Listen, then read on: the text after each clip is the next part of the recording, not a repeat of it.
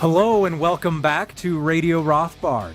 I am Ryan McMakin, a senior editor with the Mises Institute, and with me again is Tho Bishop, my associate editor.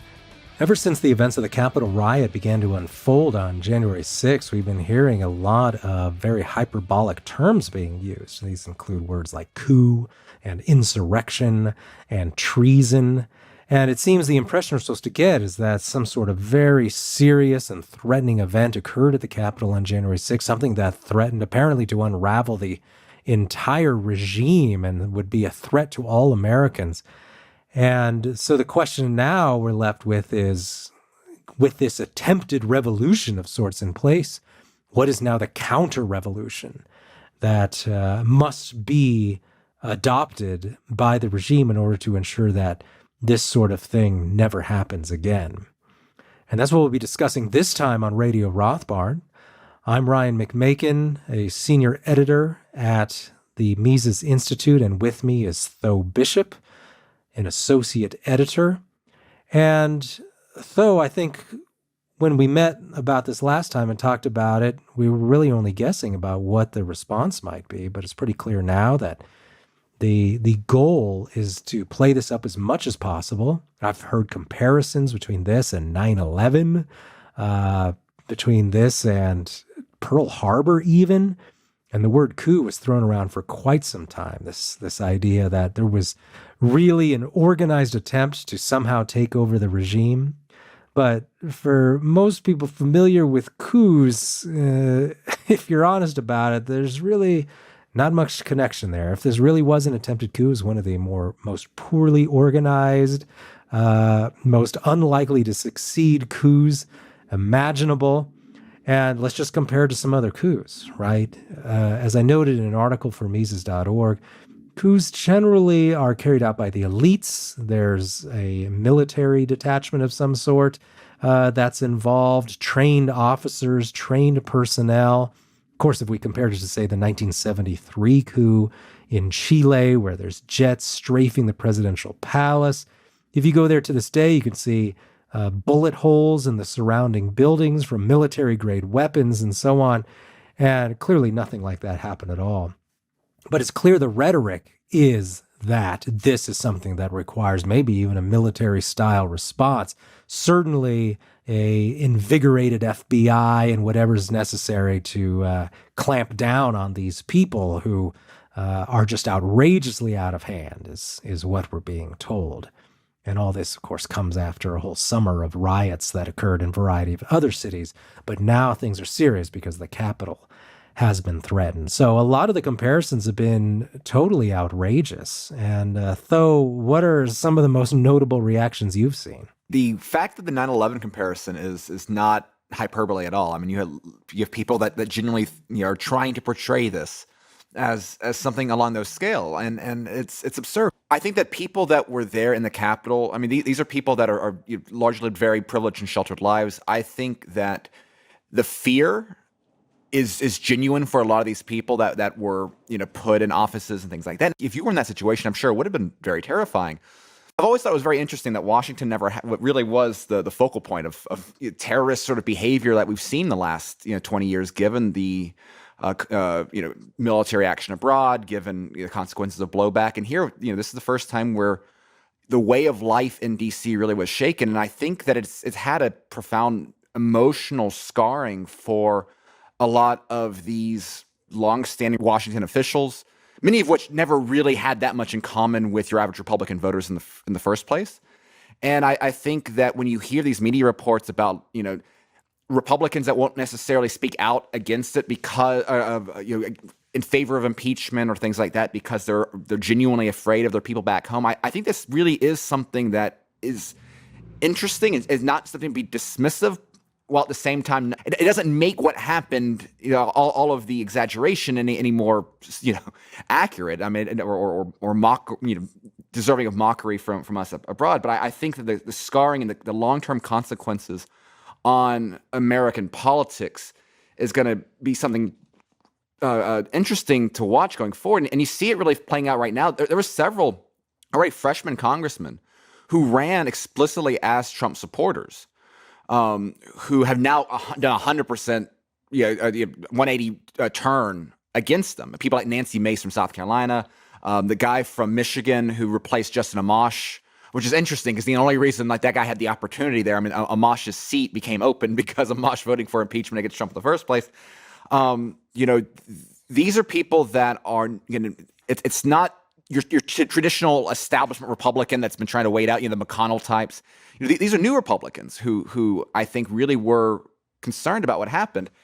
And again, I think this reflects the most interesting narrative that we're going to see in American politics for the next 2 to maybe 4 years is what happens to the Republican Party, and this dynamic between the Trump loyalists and, again, I don't even want to necessarily just call it the old guard, but the people that are so desperate to move away from Trump. Because, as we talked about last week with political party systems and things like that, I mean, the importance of institutions, the Republican Party is an institution. Who wins that internal battle can dramatically shape that the window of allowable opinion going forward in mainstream American politics. And so I think that the emotional impact on a lot of these people is very real, even though, these people have had a far less sympathy for the real consequences of all the policies. It couldn't have happened. Being scared couldn't have happened to a better group of people. I mean, the consequences of perhaps some of the freshmen have less blood on their hands than others, but I don't feel bad for these people. But at the same time, I recognize that the scarring there is going to have consequences, I think, going forward in ways that are worth watching.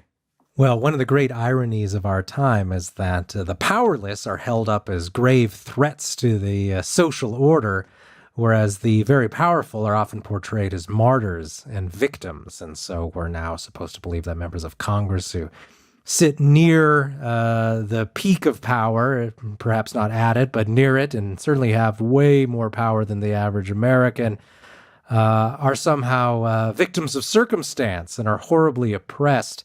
Even though they sit near the top of the most well-funded, most powerful government in the history of the world. And this seems like an odd way of portraying things. These are, after all, most of them, not the freshmen perhaps, but people who have approved many, many orders to bomb weddings in Southwest Asia and to starve out children through alliances with Saudi Arabia and such.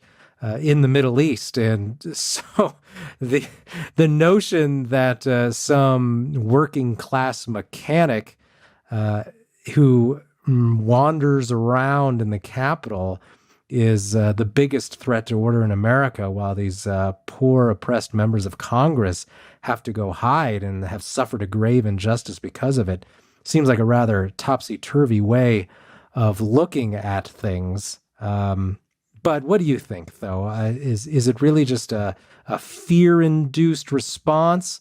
Because it doesn't seem like in the case of Mace that coming out with a full-throated opposition to this sort of thing would be very good for re-election. That's one of the things I think is very interesting here, is that you've seen this consolidation of especially the freshman congressmen that are out there on Twitter, being as Trumpy as ever. They're now being treated even worse than they were before. And the interesting thing is that, like, if you want, like, let's presume that your interest is in trying to tamper down the anger that manifested itself at this event. If your interest is political stability at the federal level, which, let's be honest, is not my top priority, but for those that's what they want, they want to try to get to something resembling normality.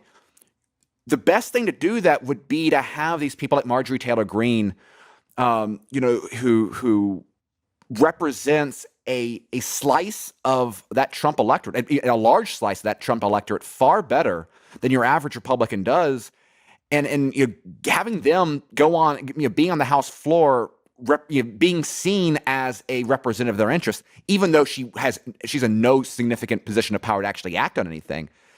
If you simply want to try to, if you recognize that this anger is real and you want to try to release it, then you should be not necessarily celebrating people like Marjorie Taylor Greene, but you should want people like that in government to make people feel like they're being listened to. Of course, what we have right now is that the arrogance of Washington, the disconnect. I mean, this was always a group of people that were particularly culturally isolated from the rest of America. Now they get to feel themselves as victims. Now they get to see them as survivors, right? And it's going to only further alienate the halls of power to the people. And again, in Washington politics, I think it's a little bit different on the left because D.C. is already far more left of center than even most cities, right? I mean, like it's the Democratic, your average Democrat congressman perhaps is far more center than a lot of the activist base, but at least D.C. itself as a city is far more left than that. Republicans is very, very different in that regard. And again, I think that so that dynamic on the right is going to be very interesting, I think, going forward. In looking at how this thing looks like it's going to unfold, it seems that they're just following a playbook that has become quite familiar, right? This goes back to the very early days of the United States. So we can look back on Shays' Rebellion, right? This was a case where you had some farmers, they took up arms against their creditors. They had fought in the war. They were now being harassed by those to whom they owed some money. And they didn't want to do it. They didn't want to give up their farms. So there was a small-scale rebellion. This was easily put down by the Massachusetts militia, but that wasn't enough for the very wealthy, powerful people of the United States, people like George Washington, Alexander Hamilton, Madison, and so on. They basically panicked, and they thought, there's too much freedom in this country. We've got to stop. The big buzzword at the time was licentiousness. There's too much licentiousness going on. We got to do something about it because these countries that have democratic elections and so on, they just end up using their freedom to destroy themselves. And so you ended up with this much more powerful central government than you had under the older Constitution. And this enabled, of course, over the next 200 years for the state to gain massive amounts of power and to really silence a lot of these minority groups that had done much better under the old Constitution. Unfortunately, a lot of these Trump supporters themselves have somewhat been conned by that whole thing. They continue to read things like the Federalist Papers and think these are all just statements of fact and not politically motivated documents, that Alexander Hamilton just wanted what was best for the country. He didn't have any controversial views. He was a founding father. We have to believe what he says, of course. What he was doing when he was writing the Federalist Papers was to do exactly what the Democrats are going to try and do now, which is push a much more powerful government because he has identified some enemy group within the U.S. population that he wants to get rid of and to clamp down on. And so this is an example of what not to do in the case of Shays' Rebellion. But there have been other deadlier cases, of course. Same thing happened with the Oklahoma City bombing. We were led to believe that there were militias hiding everywhere that were going to be bombing major urban centers and trying to take over the country. That, of course, proved to not be true at all. And after 9/11, then, the same thing happened. We need a lot more government power, but most of it's going to be exercised against Americans. We now need more spy powers. We need all sorts of new anti-terrorist powers. And this occurred in 1996 with the Anti-Terrorist Act of that year, and then, of course, the Patriot Act after 9/11. So this is something very common, and we apparently haven't seen the end of it. I'm by no means a fan of his, but Ben Shapiro actually touches on this in Politico this morning. Talked about how a lot of Republicans didn't want to jump on the impeach Trump train because even though conservatives have missed the ball for decades. The entire conservative movement has been defined by failure and impotency and the inability of recognizing where the true levers of power really are. The last 4 years have I think red-pilled enough of them to recognize that, again, when you have Ben Shapiro saying like the reason why you don't have more Republicans joining attempts to impeach Donald Trump is because they recognize that the left is not going to stop with Trump and go after, and they're going to lump every single conservative the same way as they do the people at the Capitol. That is what I think makes it so different, because it's I think the difficulty of trying to it's easy when you're able to take a group like what happened at Ruby Ridge, and cast them as the fringe, and have you have a coordinated, nonstop media campaign against all the lovers of information that follows the script and portrays them as what they are, and it allows for the number of people that relate to them. You had to be very I think there's going to be a lot more that resonate with the concerns of the overreach of the state in reaction to this than there have been in the past. And that's again where I think that again the arrogance of those in power, I think that the deep state is as evil as it's ever been. I just think there's a lot more mediocre people in it, and their inability to appreciate the fact that so much of the power they've had in the past has been dependent upon the ability to manufacture consent along a large national scale. That has, I think, been fatally wounded, and you see it. I think now that we have more and more polling coming out. Not that you want to take polling as 100% accurate, but one of the consistent things is that the mainstream Republican view on Trump after Capitol Hill, still. It is a majority position that Joe Biden should not be inaugurated at all on January 20th by Republican voters. It is. There's so many more average, normal Americans. I mean, probably the majority of several states that believe in these views that they're going to try to criminalize.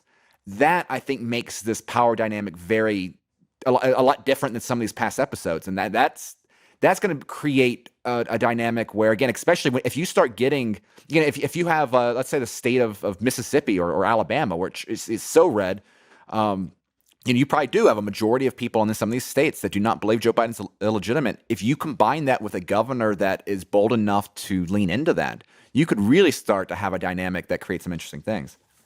I think another thing that sets this event apart is that it's easy to be sympathetic with some of the people involved in this case, where obviously that was not the case with 9/11 or Oklahoma City, because when you look around and you see some of the people involved, they seem to really have no idea what they're doing. They're wandering around the Capitol like tourists. They're waving flags. They're taking pictures with statues and so on. Now, some people involved clearly appear to have bigger plans. Maybe they were planning to kidnap some people or force some sort of action by the Congress or so on. That's all still unclear, but it seems like it's a possibility. And some of the people didn't seem to understand any of that might have been going on. And nevertheless, these people now have the FBI coming to their homes, and they're facing federal charges. And they're really likely to experience the full brunt of the federal legal system, which is not something you want to deal with. It's tilted much more in favor of prosecutors than is the state and local system. And so it seems that it's a very different situation in that sense. And so what is your impression? I mean, what was going through the minds of a lot of these people who are involved with this? Well, I think there's kind of two camps here. One was the people that just got caught up in the moment, and particularly for a lot of these people, they didn't break in by smashing in windows to get in. I mean, there is video of the Capitol Police got to let them come in, and again, being able to protest and occupy a government building to show your dissatisfaction with behavior. This was normalized behavior, not that. I mean, this is not unprecedented. Again, this happened with Brett Kavanaugh things at the Senate building, right? The other side of the, right next door to the Capitol. I mean, this is nothing unusual. But I do think that there was another hardcore relevant aspect to this of people that.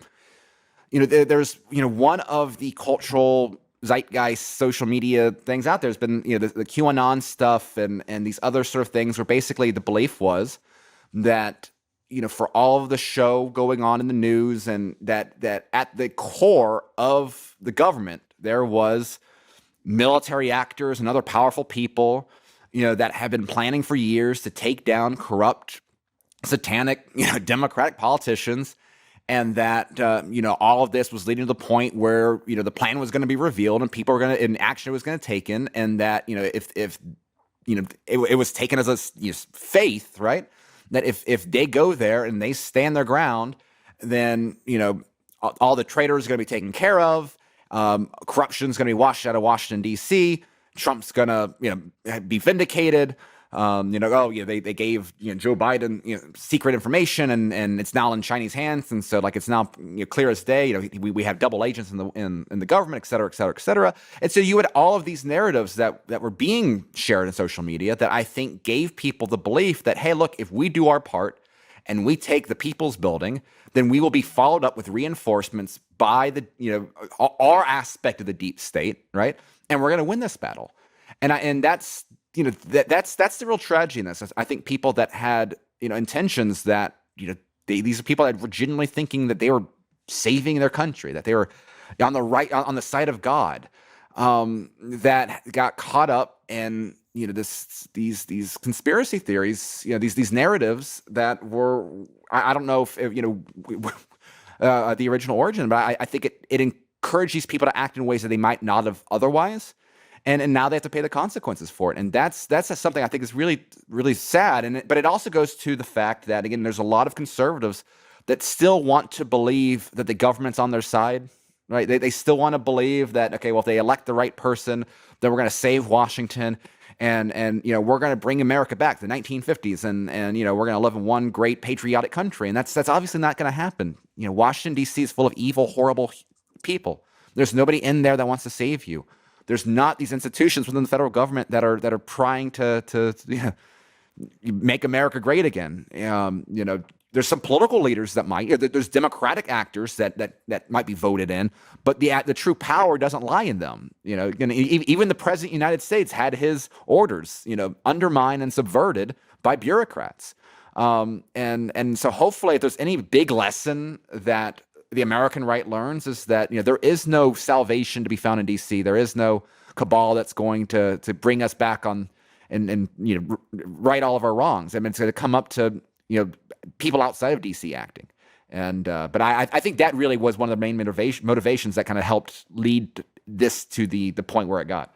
Yes, I agree. I think this may have been a case of many people horribly misreading the situation, of believing all that rhetoric about 4D chess, how Trump was one step ahead of everything. And so even if they knew they probably shouldn't have been walking around the Capitol taking pictures and so on, they were probably going to be fine, right? Because the president was going to step in. He had some trick up his sleeve, and he was going to take care of them, and he had everything under control. And of course, in reality, they were just making themselves sitting ducks for federal prosecutors.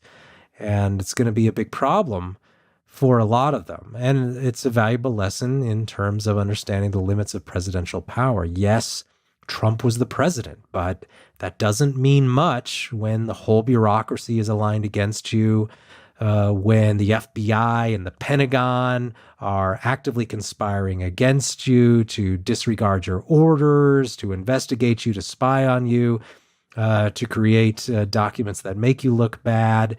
And all these things are going on, and a president who's dealing with that is not especially powerful. Indeed, Trump may very well be the weakest president since the 19th century. And I think if people understood that a little bit better and why that is, they wouldn't have assumed that Trump had some special trick that he was going to pull out and make everybody's dreams come true. And so, as you say, that's a real bad way of thinking. And trust me, Washington, D.C. is probably not going to do anything to rescue you, to fix your life, to make everything okay. It doesn't matter really who you elect, because if you elect anyone that's really against the regime, like, say, a Ron Paul, the regime is going to act accordingly and work to sabotage that president in every way they can. So we'll have to wrap up there for this episode of Radio Rothbard. Thank you, Tho, for joining me yet again, and we'll be back next week with another episode. But until then, have a wonderful week.